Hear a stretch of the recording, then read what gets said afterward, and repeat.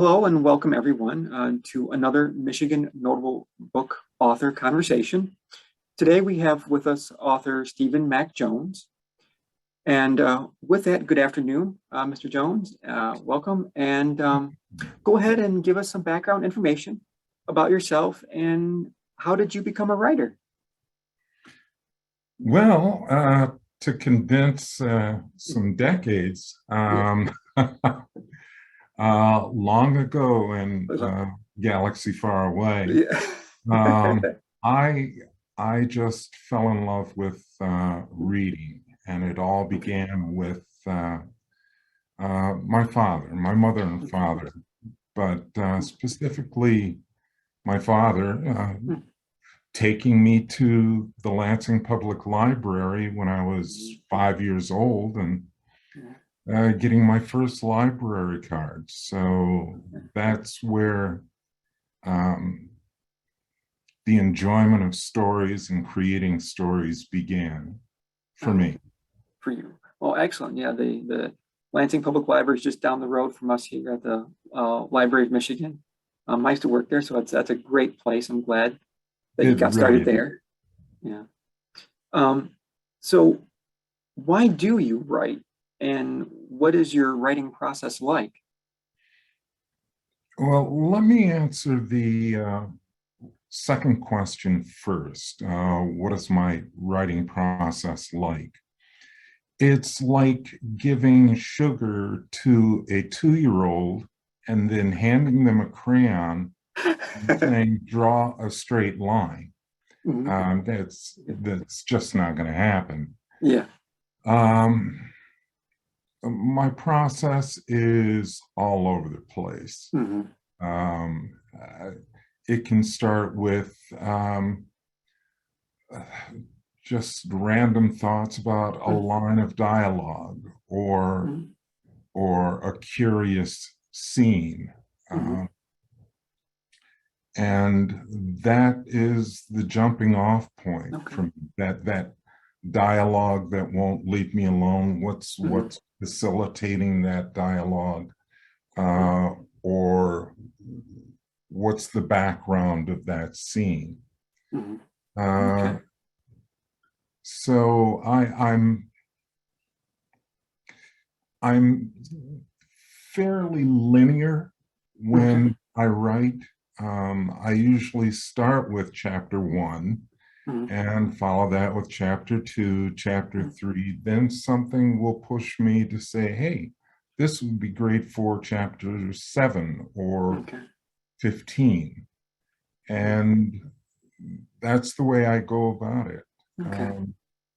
Sometimes backfilling and making sure that all of the connective tissue is there. Yeah. Okay. Very good. And is there any reason why you write? So you sort of touched on it a little bit. I love storytelling. Good. It's a decades-old love of storytelling. Anything from children's books to Ray Bradbury to Agatha Christie, the great poets like Octavio Paz and Pablo Neruda and Langston Hughes. Just the magic of words becoming indelible images. It's a very powerful thing. Yeah. And it's, to me, there's a lot of magic to that. Yes, there is. There is. So for this current book that you had, you were honored for the Michigan Noble Book Program. How did you get that idea for that next installment? Well, as I'm sure you know, Detroit has been going through a renaissance. Yes. And I recall when I was here, when the city was first referred to as the Renaissance City. Mhm. and not much went on other Mhm. than, the Renaissance Center got Yeah. built up. This time, the past 10, 15 years has been extraordinary for development Mhm. in the core of the city. Mhm. It's brought suburbanites back downtown to work, for entertainment, Mhm. for dining, and it's an incredible change. But also with that incredible change, Yeah. there came some verifiable proof of gentrification. Mhm. Yeah. There's that word. Mhm. But people getting pushed out of Yeah. neighborhoods, Mhm. rents being tripled, Mhm. quadrupled. Okay. And it gave me some concern. Well, what is happening in Mhm. August, Yeah. his neighborhood of Mexican Town? Yeah. Um, is that the next to be gentrified? Is Mhm. it the next to be Disneyfied? Mhm. Um, and that's what sparked the story. Excellent. That's really good. Um, for you, is there like a theme that runs throughout the book? Or it doesn't have to be just a theme, maybe there's a couple themes that you really see that run throughout this particular book. Well, it's in some ways it's the same theme that runs throughout Mhm. the August Snow series, Okay. and that is of a good person Hmm.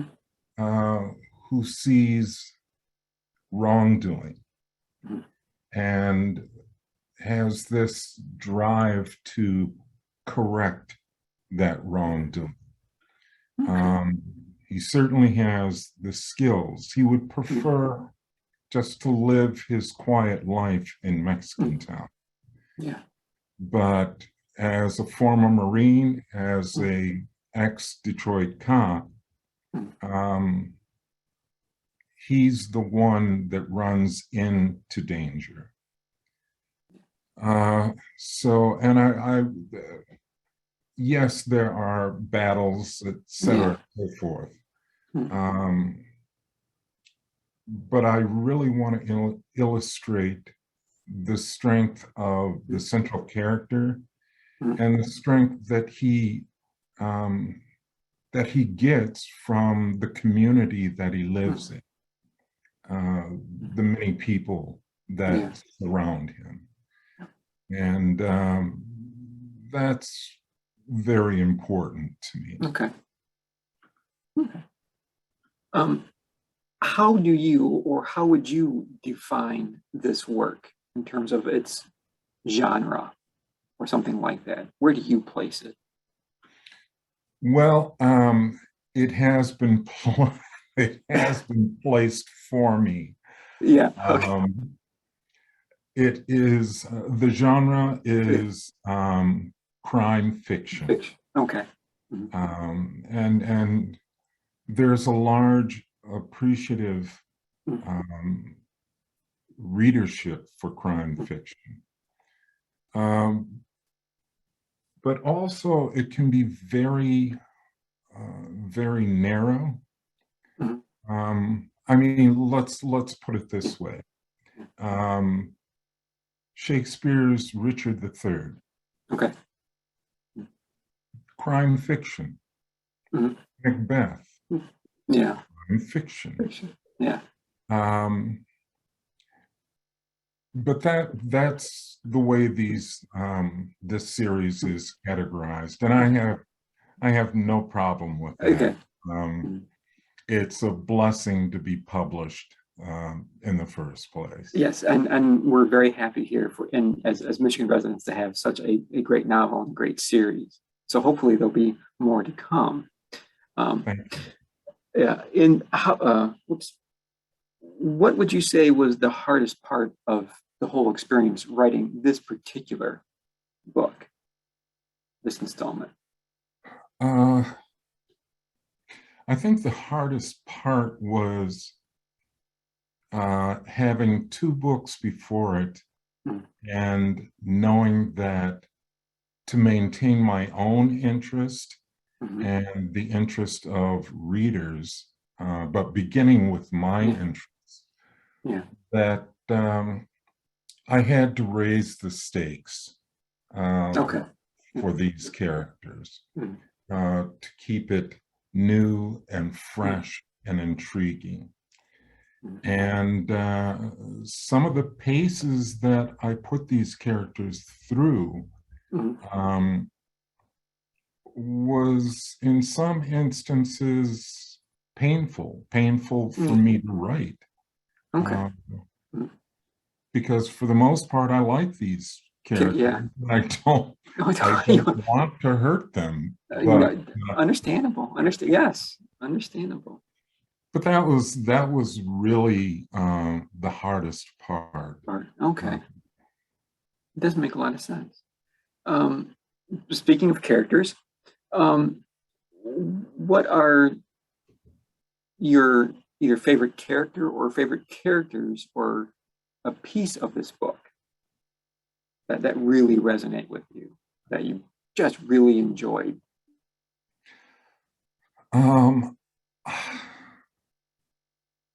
I think it was the inclusion Hmm. of August Snow's girlfriend, Okay. Katina, Hmm. um, as a bow to um, the strength of the women that have been in my life, Hmm. beginning with um, my mother, my grandmothers, um, my wife, um, to show that humanity, compassion, strength, and cunning, and the ability to um, pick August up from Okay. the mat, Hmm. brush him off, and say, okay, get back in the fight. Okay. Um, so yeah, I think that That's was, that kind of yes. interesting. Um, what did it mean to you to have been selected as a Michigan Notable Book author? That is, that's a big question. Mm, It's a big question with an answer that I could go on mm, for a long time. okay. It is, it's an extraordinary honor. Mm, Um, there are very few other ways that I can put it, okay. um, other than it being an extraordinary honor. Mm, Not only for me, but the showcasing of uh, writers in Michigan, mm, writers that have a Midwest sensibility, mm, and you don't often hear about that. You may hear about Southern Romanticism. mm, Uh, the there is there's an appreciation for the tough voices of New York. yeah. Um, there's an appreciation for um, Southern noir and Mm, Southern literature as okay. being almost the base for all other literature throughout the US. Mm, Likewise, there's the same of an appreciation for West Coast Yeah. literature. Mhm.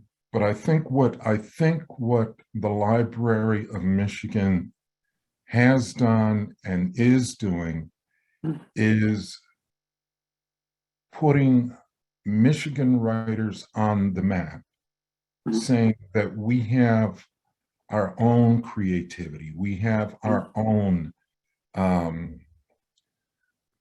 methods and ways of speaking and conveying stories.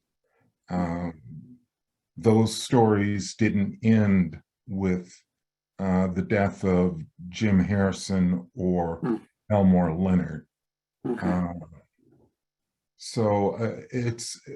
It's very important to me, and it's very humbling for me um,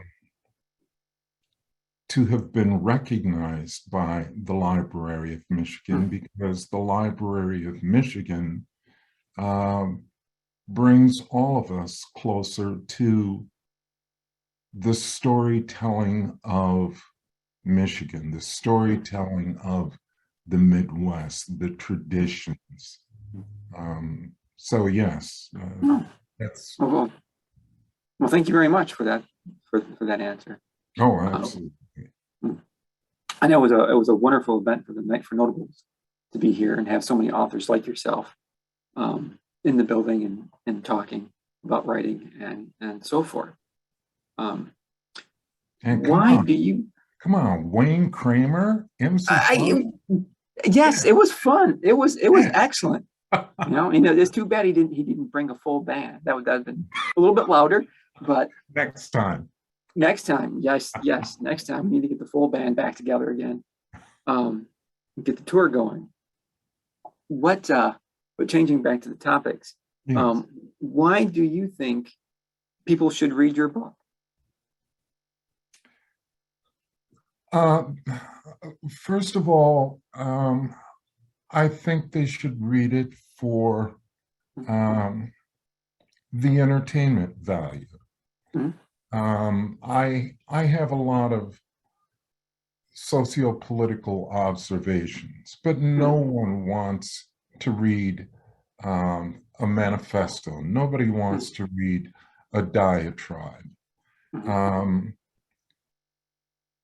So I think the entertainment value of this August Snow trilogy is quite high. I think people will be entertained. I think at one point they will find themselves weeping, and the next moment falling out of their chair laughing. Yeah. So I think there's great entertainment value, and also it's an homage to the city of Detroit. And it's my way of saying, regardless of what your thoughts are, when you see or read or hear the word Detroit, this is a way to rethink that city. I've had a number of readers get in contact with me and say that because of the books, their views on Detroit have changed. Really? That one gentleman who read the first book from Australia wrote me a note that ended by saying, Detroit's on my bucket list now, mate. Yeah. Excellent. Well, it's good. I mean, I mean, that's impactful. Yeah. so I think there's a great benefit there for all of us. Yeah, I think so. I think you're right. Very right. And the last question we can wrap up with is, which writers do you find yourself reading? Hey, you got a couple hours? Well, not that we do have some time. We do have time. Maybe not that much, but we do have. Right. Yeah. the writers that I'm enjoying right now are, oh God, Naomi Hirahara.